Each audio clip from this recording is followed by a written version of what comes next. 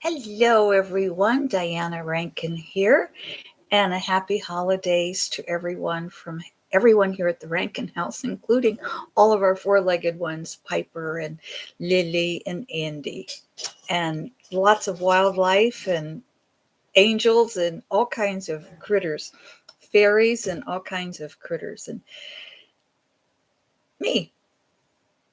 So we welcome you all and we thank you for being here with us today. And we wish you all peaceful and joyful holidays filled with those moments that make up our wonderful memories of holidays. I'm sorry, somebody just said something to me and forgot we were getting ready to, forgot we were going live here. So sorry, we'll get to you later. Okay. All right, Desi, she says, hello, Diana, Phillip, and all. Hello, Desi. Glad you were able to join us live. It's always good to see people live. And, I just realized I neglected to put my little message out there. Today, we have an interesting question for the holidays, but I will tell you, I went ahead and decided to do this question on what happens when we die. Is it the same for everyone? What spirit world's like? Hello, my friend. I always have to work on this one. Angelica she says, Happy Friday, Diana, with a Christmas tree and a Santa Claus. And she says, Hi, Philip, and all, with a big smiley face and hearts. We're so glad you could join us today. It's a tough question for this time of the year, but I will tell you, I have so many clients right now and friends who are saying goodbye to loved ones. And I think it's especially difficult this time of the year because the energy and the expectation of what this time of the year should be is often different from what we want it to be, from our memories of loved ones. So I decided to go ahead and do this question, especially since it came from more than one person. And there are other questions surrounding this topic that we'll answer down the road as well. But today we're going to answer this question about what happens when we die. Where do we go? Is it the same for everyone? And Philip's going to have answers for that. I want to also tell you, yes, we will get a message from one of my books, the Master's Book of Answers. I just kind of tell you a little bit about this to give time for those of us who want to come live and are able to. This is a book that has a wisdom on each page, and it's just a book. You just open it up to any page and you get your message for the day or week in our case.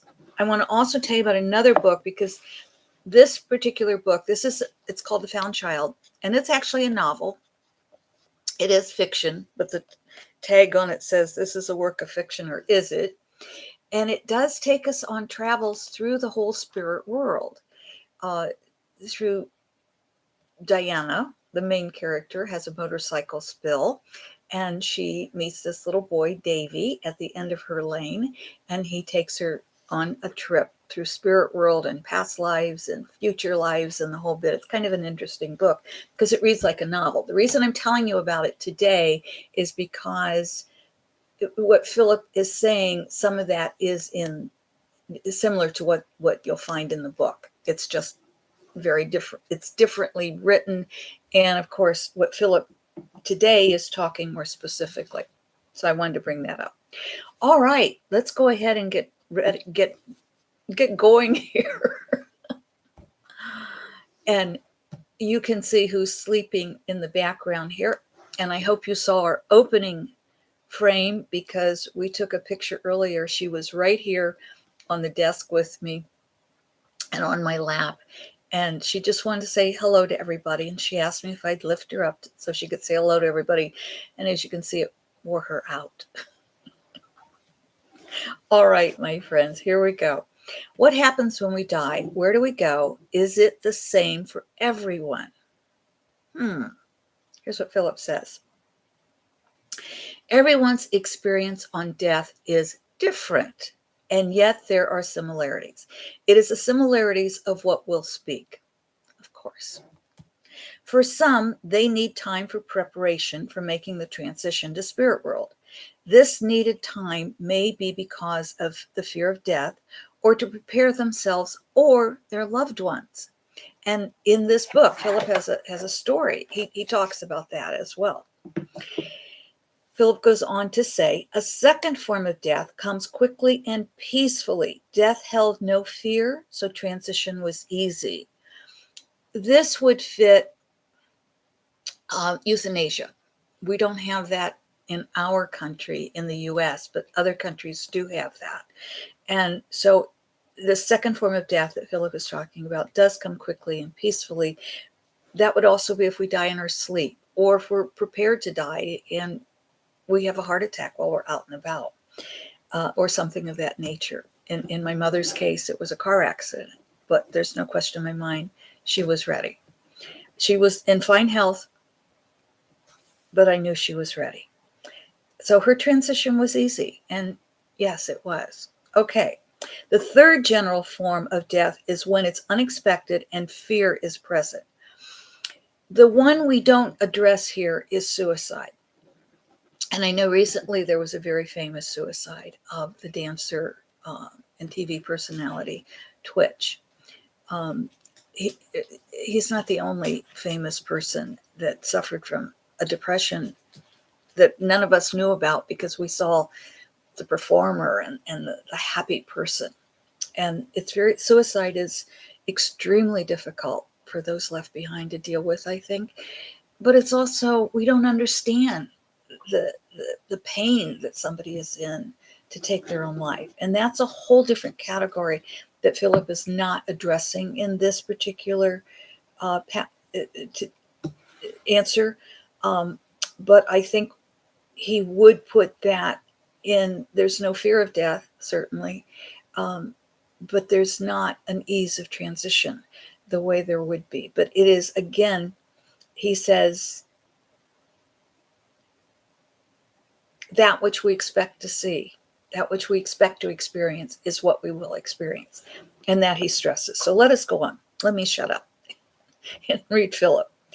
Let us begin with the first category. Now, the first category is people who need time to make the transition for whatever reason, for themselves or for loved ones. When taking time for death, the person visits spirit world, often without recognizing they are doing so.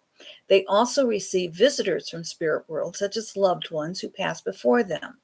Spending time in spirit world takes away the fear and allows the transition to be easier. For those who are transitioning slowly to give loved ones time to adjust, they are playing in spirit world and visiting with loved ones there. So I think this is very common. When I used to volunteer at hospice, it was pretty common for someone to visit spirit world, and it was pretty obvious when they were. Sometimes they would talk out loud to loved ones that had passed over. Other times it was mumbling, and other times it was just quiet. So I think that is right on. Okay, then for the second category, those who are prepared for death and die quickly, the transition is accepted. For the third category, it may take the person time to recognize they are dead and time to adjust.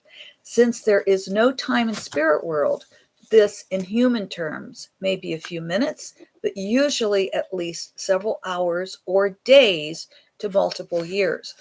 I do know when for a client, I'm checking with a loved one in spirit world, if it's just been a very quick transition, sometimes I can connect with them pretty easily. Other times they are so tired that we can't keep them. We have to get the message as quickly as possible.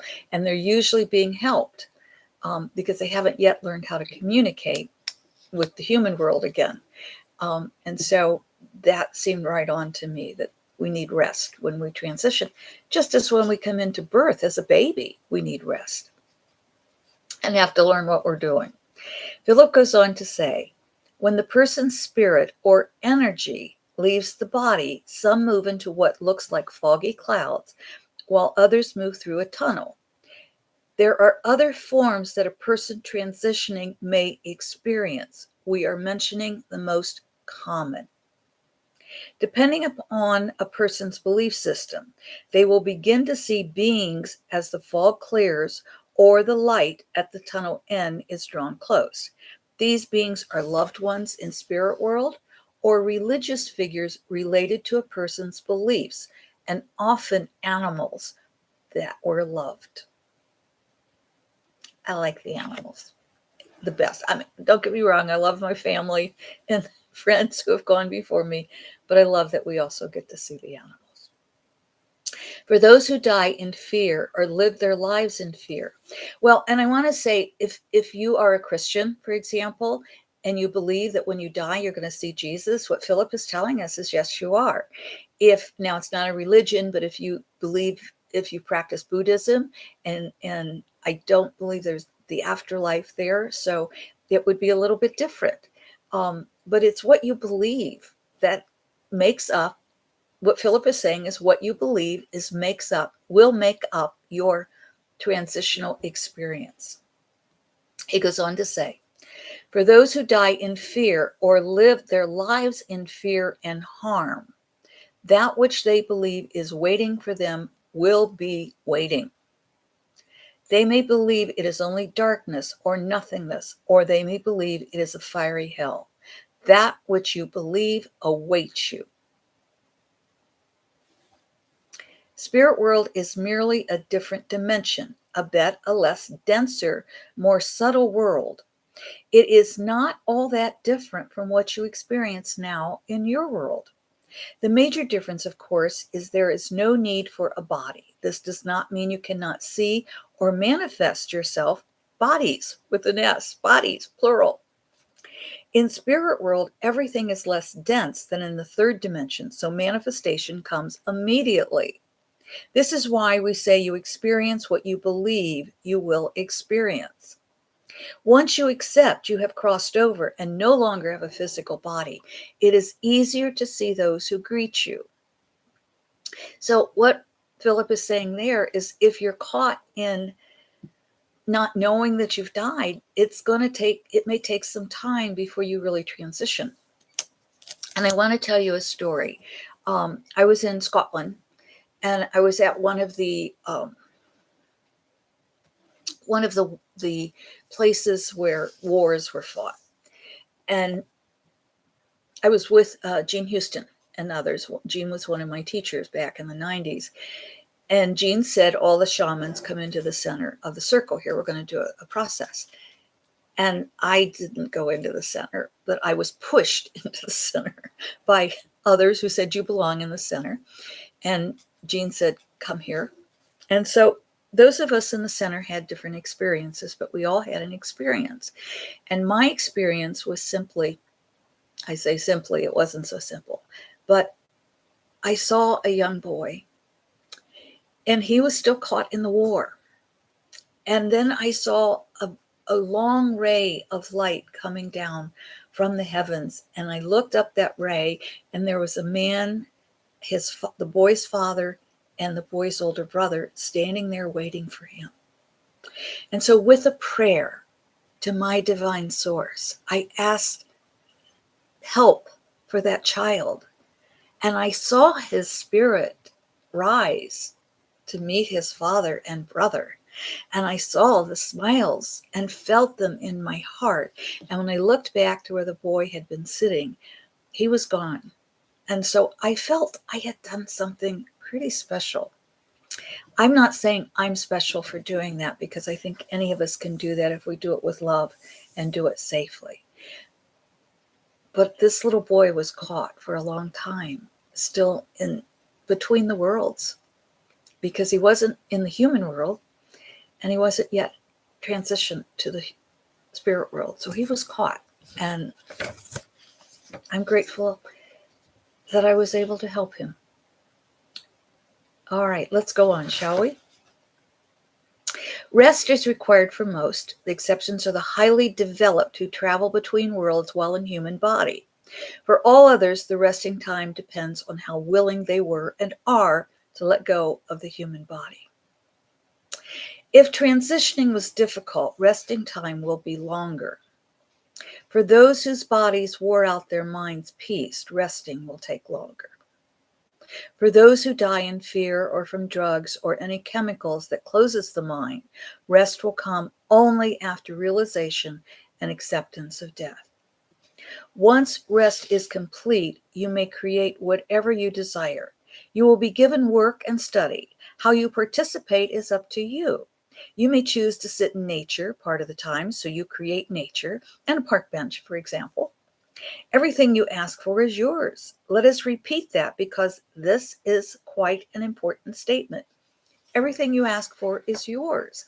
And that's true in our world, but it takes much longer and we've got a lot more to clear and it's a lot harder.